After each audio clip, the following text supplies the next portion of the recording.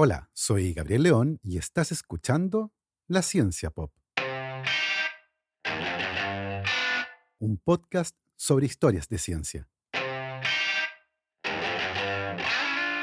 Hoy comenzaremos nuestro viaje caminando por una estrecha faja de cemento, paseo que nos servirá para hablar de una rata que aparentemente era una ardilla y que terminó siendo venerada por razones que nadie entiende bien. Esa historia es la puerta de entrada a una disciplina que intenta contestar preguntas complejas mirando marcas que durante millones de años nos dijeron aquí estuve. Les recuerdo que este proyecto es financiado en un 100% por el aporte voluntario de mis muy queridos patrons. Si quieren apoyar este proyecto, lo pueden hacer en www.patreon.com/lascienciapop y ahí se pueden inscribir para hacer un aporte mensual y apoyar a la producción de este podcast. Como siempre, agradezco el apoyo de mis muy queridos patrons: Guillermo, Sebastián y Celeste Acuña, Edu Arnelo, la familia Gutiérrez Jorquera, Juan Pablo Cortese, Gail Jewell, Javier Ocaranza, J. Pérez, Matías y Chay, la familia Verdugo Enríquez, Andrés Arias, la familia Moya Velázquez, Katia Ramírez, Rolando Cosio, Javiera Castro, Wolfram Gurlich, la familia Gallegos Iturriaga, los Piñones Guisique, Playita Restobar Guanaqueros, Rodrigo Salas, Luciano Santana, Alecito Enríquez y Sandra, Carlos Schwarzenberg, Claudio Fuentealba, Martina y Julieta Moscoso, la Cervecería Intrinsical, Gaspar y Ray Bravo, Maida Bofil, Chalo y Katia, Alfonso y Esteban Maureira, San Blas La Serena, Lucía Ollarse, la carrera de Ingeniería en Estadística y Ciencia de Datos de la Universidad de Valparaíso, la familia Acuña Landaur, Carlos Pedraza, Patti y JP de La Serena, Felipe González Sodar, Ceci Palomitas, de Xavi Soun, Francelis Araujo, Francisco Correa, Salvatore Viola, León Aguirre Carrasco, Rodrigo y Susana y Antonio Navío.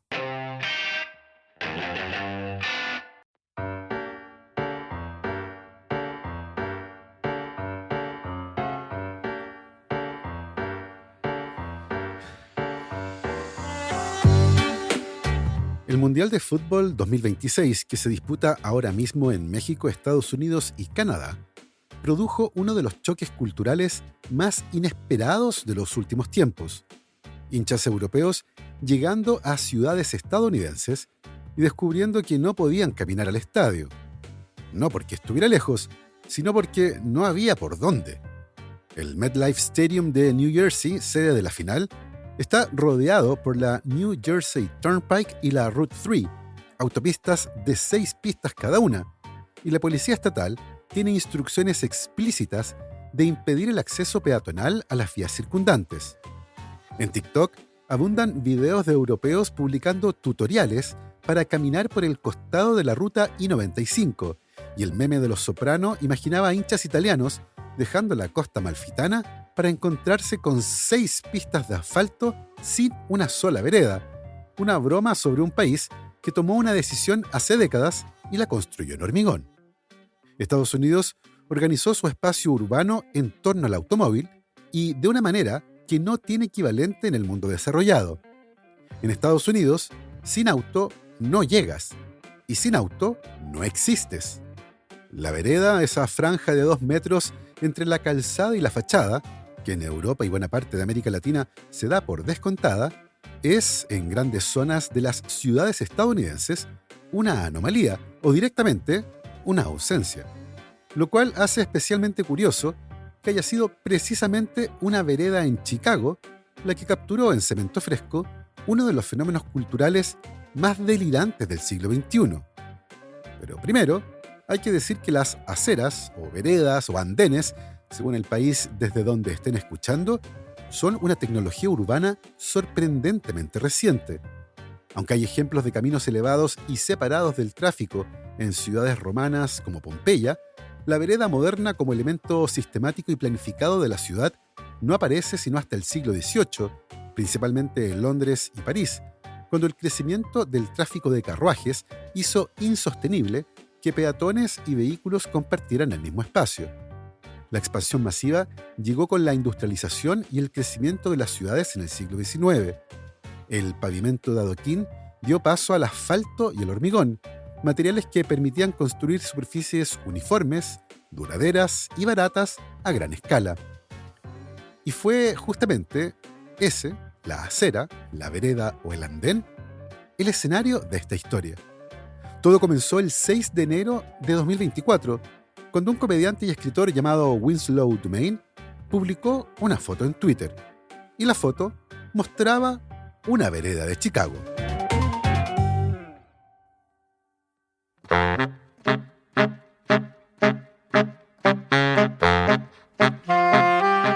La foto no tenía nada de especial, si no fuera porque en la vereda había un agujero. Y el agujero tenía la forma perfecta, inconfundible y casi caricaturesca de un roedor aplastado contra el suelo. 4 patas extendidas y una cola larga y delgada, la silueta completa de algo que se había quedado pegado ahí para siempre. No metafóricamente, literalmente. Parecía una imagen sacada de una caricatura de los 70. Es cuestión de horas, el Chicago Rat Hole, como alguien lo bautizó y como el nombre quedó para siempre, era noticia en medios de todo el planeta. En cuestión de días, la gente empezó a peregrinar. Y cuando digo peregrinar, no lo digo en sentido figurado. La gente llegaba al número 1918 de West Roscoe Street, en el barrio de Roscoe Village, como si fuera un sitio sagrado, y dejaban ofrendas. Monedas, flores, velas, queso, obvio para la rata, pero también cigarrillos y alcohol, juguetes, pastillas de estradiol, que tienen su propia historia que no viene al caso, pero que añade una capa de rareza deliciosa al asunto. Un grupo de amigos llegó con una botella de Malort, que es un licor amargo típico de Chicago y que básicamente sabe a medicina para animales. Se tomaron unos shots al lado de la huella y dejaron la botella como una ofrenda. La Riot Fest Historical Society, sí, eso existe, instaló una placa conmemorativa en el lugar y el New York Times la llamó el Stone Age de Chicago. La representante estatal del distrito la describió como la joya del Distrito 11. Se organizó un concurso para ponerle nombre y el ganador fue Splatatuil, en referencia a la película Ratatouille, derrotando a finalistas como Lil Stucky, Roscoe Rodent y Dips. Una pareja se comprometió ahí mismo y otra se casó. Un equipo de softball lleva usando la imagen de la rata como mascota no oficial desde el 2018, que fue cuando alguien del barrio se fijó en el agujero por primera vez. Porque hay un detalle que generalmente se pierde en la cobertura de esta historia. El agujero llevaba ahí entre 20 y 30 años cuando finalmente se volvió viral. Los vecinos de toda la vida lo recuerdan desde siempre. Pasaban frente a él todos los días sin prestarle mayor atención. Era parte del paisaje, una rareza del barrio, como esos árboles que crecen atravesando una reja o esas veredas que tienen un escalón de 5 centímetros justo donde nadie lo espera. Y en algún punto, inevitablemente, alguien llegó de noche y tapó el agujero con cemento. El escándalo fue mayúsculo. La representante Williams publicó un video declarando que estaba conmocionada y consternada. Los vecinos intentaron remover el cemento con lo que tenían a mano y eventualmente lograron restaurarlo. Y luego, el Departamento de Transporte de Chicago tomó una decisión que solo puede describirse como salomónica. Extrajeron la losa completa de la vereda, intacta, y la llevaron al ayuntamiento, donde hoy reposa en una vitrina mientras esperan encontrar un lugar más digno. El comisionado de calles dijo que querían exhibirla para que más gente pueda disfrutarla. Ahora bien, que Chicago tenga el Chicago Rat Hole resguardado en el ayuntamiento como si fuera un artefacto histórico de valor incalculable es, en sí mismo, uno de los hechos más perfectamente absurdos del siglo XXI. Pero la historia no termina ahí. Porque desde el principio hubo una pregunta que algunos vecinos y al menos un biólogo se habían hecho en voz baja. ¿Estamos seguros que el animal que hizo esa marca fue una rata?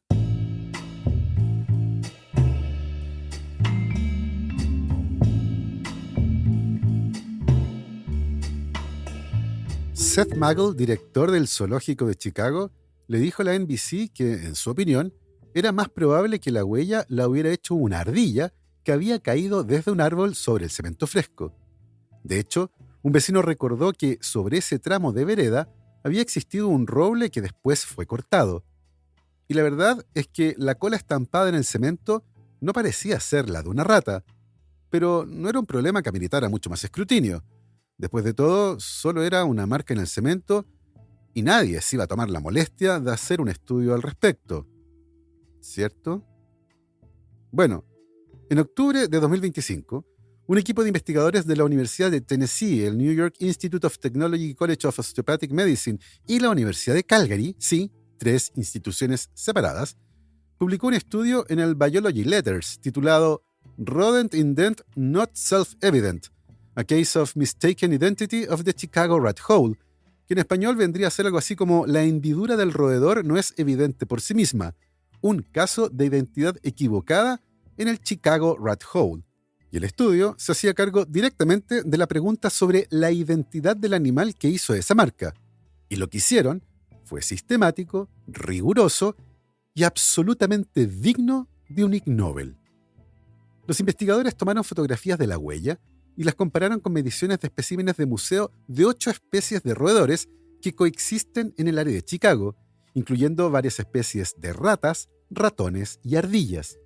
Midieron longitudes de hocico a cola, ancho de cabeza, ancho de la base de la cola y longitud del tercer dígito. Corrieron análisis univariados y multivariados y aplicaron análisis estadísticos.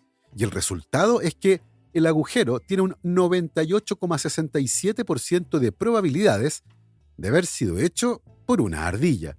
Específicamente, una ardilla gris, que es mucho más común en esa zona de Chicago. Hay otro detalle que refuerza la hipótesis de la ardilla y que casi ningún artículo menciona. El cemento fresco suele estar húmedo de día, que es exactamente cuando las ardillas están activas. Las ratas, en cambio, son de hábitos nocturnos y el cemento vaciado durante el día ya se ha endurecido al caer la noche. Si alguien vació cemento durante el día y lo dejó fraguando, la ardilla tiene una ventaja temporal clara sobre la rata como sospechosa. Los autores de este delirante estudio finalmente proponen renombrar el agujero a Windy City Sidewalk Squirrel, algo así como la ardilla de la vereda de la Ciudad de los Vientos, que es como se conoce popularmente a la ciudad de Chicago. Pero como ocurre muchas veces, nadie les ha hecho caso a los científicos. La losa sigue en el ayuntamiento y sigue llamándose Chicago Rat Hole. Probablemente así sea para siempre, lo que en sí mismo dice algo interesante sobre cómo los nombres se adhieren a las cosas con más fuerza que los hechos. Pero aquí está la parte que me interesa de verdad, porque el estudio no es solo una corrección graciosa y muy científica sobre la identidad de un roedor anónimo. Los propios autores lo dicen en las keywords del artículo, que normalmente son las palabras clave que uno introduce para que el trabajo aparezca en las búsquedas académicas. Y esa lista de palabras incluye comunicación científica, compromiso público con la ciencia, rodentia, ecología urbana y una más, neoignología. La neoignología, del griego ignos, que es huella, y logos, estudio, es la disciplina científica que se ocupa de las trazas dejadas por organismos.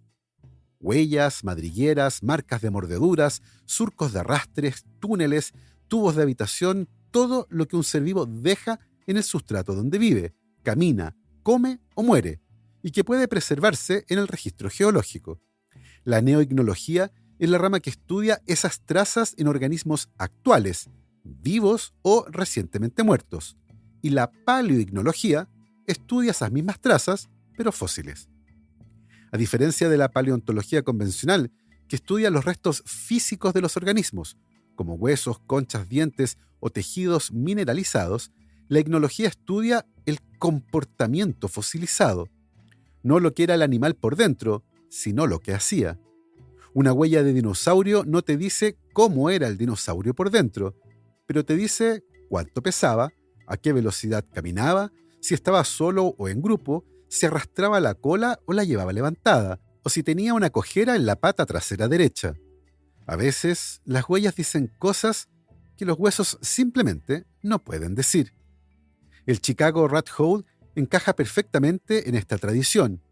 Es lo que los científicos llaman una impresión de cuerpo completo, una huella superficial y altamente detallada dejada por un animal vivo o perimortem, es decir, en el momento de la muerte o inmediatamente antes, típicamente preservada en un sustrato blando.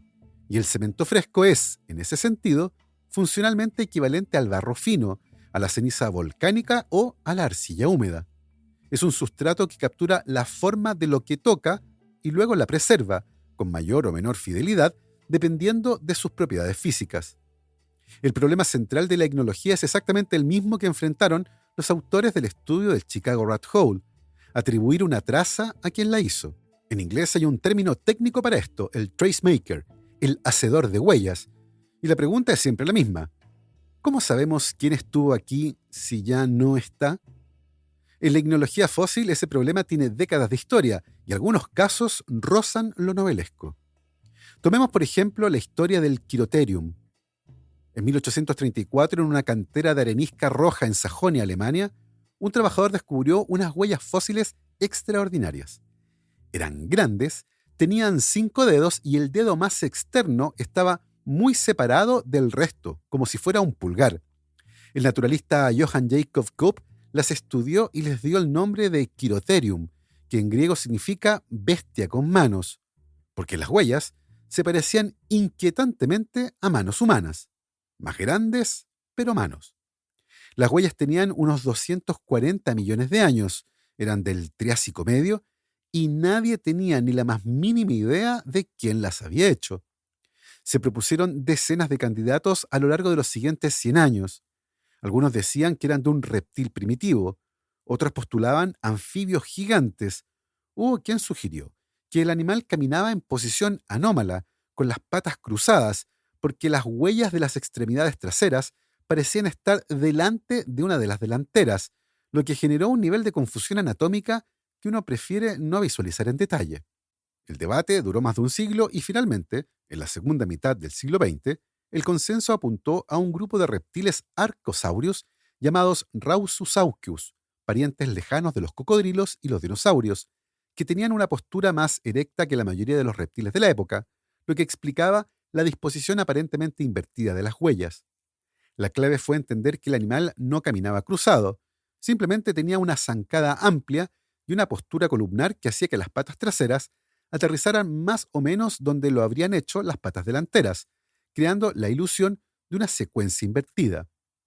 Pero hay que decirlo, el debate no está del todo cerrado incluso hoy, y siguen apareciendo trabajos que matizan la asignación y hay investigadores que proponen candidatos alternativos dentro del mismo grupo. Lo fascinante de este caso no es solo la duración del debate, sino la honestidad que exige, porque durante décadas los naturalistas miraron esas huellas y tuvieron que admitir una y otra vez que no sabían, que la evidencia no calzaba y que la pregunta seguía abierta. Esa capacidad de sostener la incertidumbre sin fabricar una respuesta cómoda es quizás la virtud más difícil y más importante de la ciencia. Más de un siglo para identificar, más o menos, al autor de una huella. El equipo del Chicago Rat Hole lo resolvió en meses, con fotografías y especímenes de museo. El progreso metodológico es real y es considerable, pero la actitud frente a la pregunta, la disposición a mirar una traza y preguntarse seriamente quién la dejó sin dar nada por obvio, es la misma que tenían los naturalistas del siglo XIX.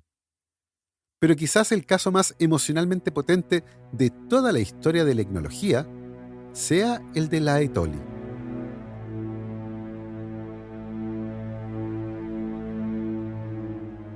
En 1976, un equipo de paleoantropólogos liderado por Mari Leakey trabajaba en la Etoli, Tanzania, en una zona donde hacía aproximadamente 3,6 millones de años había habido una erupción volcánica menor.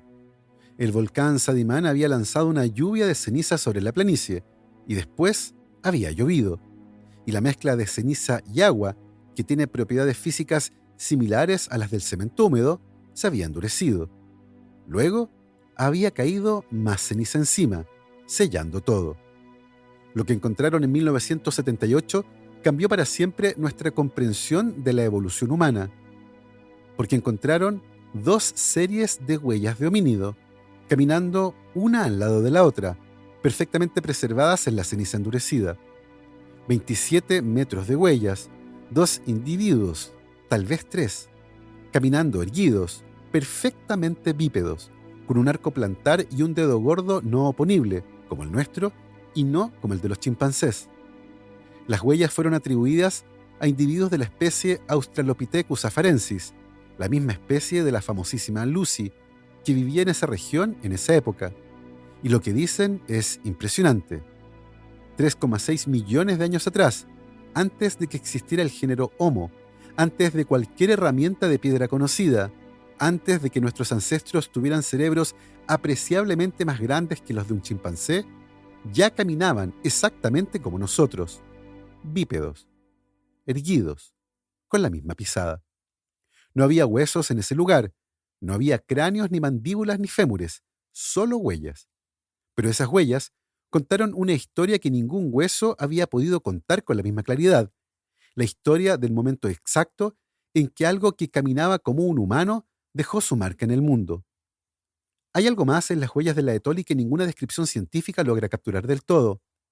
Mariliki escribió en sus memorias que cuando las vio por primera vez, tuvo que hacer un esfuerzo consciente para no proyectar emociones en ellas, porque la escena que contaban era demasiado íntima.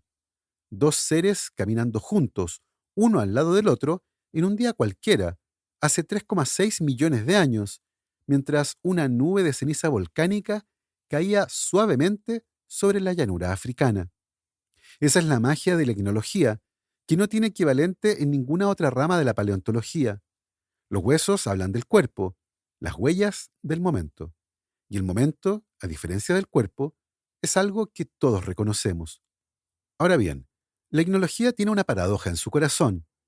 Cuanto más detallada es una huella, más información entrega, pero a veces también es más difícil atribuirla correctamente, porque las huellas no preservan todo, preservan lo que el sustrato es capaz de capturar, y eso depende de decenas de variables: la temperatura, la humedad, la granulometría del material, la velocidad a la que se movía el animal, su peso, si estaba corriendo o caminando, si el sustrato estaba completamente fresco o ya parcialmente endurecido. Hay un fenómeno que los ignólogos llaman undertracking o overtracking, huellas que capturan menos de lo que el animal realmente era y huellas que exageran ciertos rasgos porque el sustrato se dio más de lo esperado. Un animal pesado que caminaba rápido deja una huella diferente a la de un animal del mismo peso que camina despacio. Un sustrato muy blando puede capturar el contorno completo de una pata y uno más firme puede capturar solo los dedos. Y ninguna de esas variaciones es inmediatamente obvia cuando uno mira la huella terminada, porque la huella no lleva escrito el contexto en el que fue producida. La huella solo dice lo que dice, nada más, y a veces bastante menos. El estudio del Chicago Rat Hole toca ese punto directamente. La razón principal por la que el agujero se parece a una rata y no a una ardilla es la cola. La cola de la huella es larga y delgada, como la de una rata, y no esponjosa y tupida, como la de una ardilla. Pero los autores explican que eso no es evidencia en contra de la ardilla, es simplemente una limitación del sustrato. El pelo no deja impresión fácilmente en el cemento, que fragua demasiado rápido y carece de la granulometría fina necesaria para capturar estructuras delicadas como el pelo. Lo que el cemento capturó fue la masa corporal del animal, no su pelaje. Una ardilla con cola tupida deja en el cemento una cola que parece la de una rata, simplemente porque el cemento no puede distinguir entre ambas. Este mismo principio aplica al registro fósil con consecuencias enormes. Los paleontólogos saben que lo que se preserva no es una muestra aleatoria de lo que existió, es una muestra sesgada por las condiciones de preservación. Los animales con partes duras como huesos, conchas y dientes tienen más probabilidades de fosilizarse. Los animales que vivían cerca de cuerpos de agua, donde podían quedar cubiertos rápidamente por sedimento, tienen más probabilidades de fosilizarse que los animales que vivían en zonas áridas. Hay periodos enteros de la historia de la vida que son casi invisibles en el registro fósil, simplemente porque las condiciones de esa época y de una región en particular no eran propicias para la preservación. No es que no existiera vida, es que la vida que existía no dejó rastro que la pudiera guardar. Las huellas, paradójicamente, a veces llenan esos vacíos, preservan evidencia del comportamiento, del tamaño, de la forma de moverse, de organismos que tal vez nunca dejarán huesos. Hay criaturas del Cámbrico que conocemos únicamente por sus trazas, sin un solo fragmento de cuerpo asociado. Hay comportamientos como el pastoreo, la caza en grupo y el cuidado de las crías que solo podemos inferir a partir de patrones de huellas, nunca a partir de esqueletos. La huella es, en ese sentido, una ventana a dimensiones del pasado que el fósil corporal no puede abrir. Y finalmente hay un problema técnico en el estudio del Chicago Rat Hole que comparte con toda la tecnología fósil y que merece un momento de atención. La huella es tridimensional, una depresión en la vereda, pero las fotografías son bidimensionales. Dependiendo del ángulo, la misma huella puede parecer más larga, más corta, más ancha o más estrecha. Y para controlarlo, el equipo tomó mediciones desde múltiples fotografías y reportaron no un número exacto, sino un rango de incertidumbre de cada dato. Y el resultado es que incluso considerando esa variabilidad, las mediciones caían consistentemente en el rango de la ardilla y fuera del rango de la rata. Son rangos, hay márgenes de error, y esa actitud de reportar la incertidumbre en lugar de ocultarla es lo que distingue el análisis riguroso de la afirmación a la ligera, y es exactamente lo mismo que se exige a quien trabaja con huellas de 240 millones de años. Pero la ignología no solo lidia con huellas genuinas malinterpretadas, a veces lidia con huellas directamente inventadas, y es ahí donde la disciplina se vuelve involuntariamente un terreno fértil para el fraude. En 1999, la revista National Geographic publicó en su edición de noviembre uno de los artículos más emocionantes y tal vez vergonzosos de su historia. El titular anunciaba el descubrimiento de un fósil extraordinario hallado en la provincia china de Liaoning, un animal con cuerpo de dinosaurio carnívoro y cola de pájaro primitivo, que supuestamente representaba el eslabón perdido entre los dinosaurios terópodos y las aves modernas. Le dieron un nombre provisional que sonaba a película de ciencia ficción, Archaeoraptor leonensis. La nota ocupó 12 páginas. Había ilustraciones a página doble y el subtítulo decía, un tiranosaurio rex con alas. El problema era que el fósil era falso, no en el sentido de que fuera una escultura de yeso, porque los huesos eran reales, sino en el sentido de que alguien había tomado dos animales distintos, los había partido y había pegado las piezas de manera que pareciera un solo espécimen. La cola y las patas traseras pertenecían a un ave primitiva, el torso y los brazos pertenecían a un dinosaurio carnívoro pequeño. El resultado era una quimera, anatómicamente imposible, pero visualmente convincente, y perfectamente diseñada para satisfacer exactamente lo que los paleoantropólogos querían encontrar en ese momento.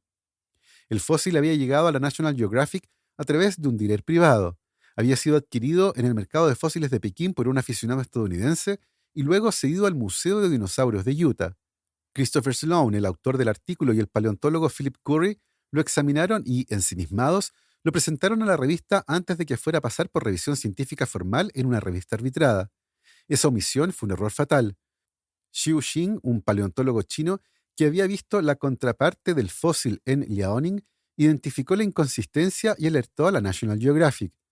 La revista publicó una rectificación en marzo del 2000 y el editor en jefe describió el episodio como un error científico muy doloroso. El caso también ilumina la tensión real dentro de la paleontología, la presión por el descubrimiento espectacular, la competencia entre revistas y museos por ser los primeros en anunciar algo revolucionario, y la tentación de saltarse el proceso de revisión cuando el hallazgo parece demasiado bueno para esperar. Y hay algo que conecta a todos estos casos, y es que en todos ellos, la traza existía con independencia de lo que los humanos creyeran sobre ella. Las huellas no mienten. Lo que miente a veces es la interpretación, y lo que se falsifica a veces es la urgencia. La etnología es, en ese sentido, una disciplina que enseña humildad de manera particularmente eficaz, porque la huella no negocia, no cede ante la teoría más elegante ni ante el investigador más prestigioso, y por supuesto, ante el titular más emocionante. La huella dice lo que dice, y si la ciencia hace bien su trabajo, si mide, compara y si reporta la incertidumbre, eventualmente la huella gana. Hay una última cosa que me parece imposible de no mencionar. Cuando el Departamento de Transporte de Chicago extrajo la losa de la vereda y la llevó al ayuntamiento, la custodiaron con cuidado. La pusieron en una vitrina. El comisionado dijo que querían preservarla para que más gente pudiera disfrutarla. No lo sabían, o tal vez sí, quién sabe, pero estaban haciendo exactamente lo que los paleontólogos hacen con los fósiles. extraer una traza de su contexto original, preservar en condiciones controladas y exhibirla como testimonio de algo que ya no está. La diferencia es que los paleontólogos trabajan con millones de años de historia. Chicago está haciendo lo mismo con una ardilla que cayó de un árbol hace unas décadas. Y de alguna manera, eso me parece perfecto, porque la ignología no se trata sobre el tiempo que separa la huella del presente. Trata sobre lo que esa huella puede decirnos si tenemos curiosidad de mirarla bien. La losa en el Ayuntamiento de Chicago no es una rareza ni tampoco una broma. Es una especie de fósil, un fósil reciente, urbano, de una ardilla torpe, preservado en cemento en lugar de piedra caliza. Pero un fósil a fin de cuentas. Y dentro de 240 millones de años, si queda alguien para mirarla, va a tener exactamente el mismo problema que tuvieron los naturalistas de nuestro tiempo: saber quién estuvo ahí, en ese momento exacto, sin haber visto al que dejó la marca. Y la respuesta ya la sabemos, con márgenes de error, pero la conocemos. Fue una ardilla, una con mala suerte y muy buena postura. Así hemos llegado al final de esta historia, que marca también el final de la primera parte de esta séptima temporada. A partir de este momento entraremos en el receso invernal, que durará 4 semanas. Nosotros nos volveremos a encontrar el viernes 31 de julio. En el intertanto, por supuesto, estaré trabajando en buscar más historias para contarles. Y al finalizar, por supuesto, quiero agradecer el apoyo incondicional de mis muy queridos Patreons: Cristiano Teiza, Alberto Montt y Laura, Germaín Araya, Ana Lucía Luna, Luciano Cisterna, Christian Fraser, la familia Hellman von de Sauer, Giuseppe Carufo, David Pelao Pérez, Sebastián Umaña, Michelle Baró, Pablo y Milesita Villalobos, José Tanús, Pedro Castillo, José Luis Ulloa, Luz María Hernández, Marcela Martínez, Mauricio Silva, la familia Yuri Martínez, Claudio Ollarzo y Toña, Cirilo, Fede y Pola, la familia Calenqueirolo, Alejandra Díaz, Fernando Araya, Cosca y Banya, Pilar Calderón, la familia Tíez Ríos, Beatriz Geldres, Juan Catipillán, Paula Lagos, Sandra Marras, Olivia Artigas, Sergio Yuri Espinosa, Los Rojas Peredo, la familia Figueroa Tornel, Mario Vicuña, Paola Oyarzún, Ronda Butler, Bruno Gisling, Silvana Cartagena, Gabriel y Dante Chimino,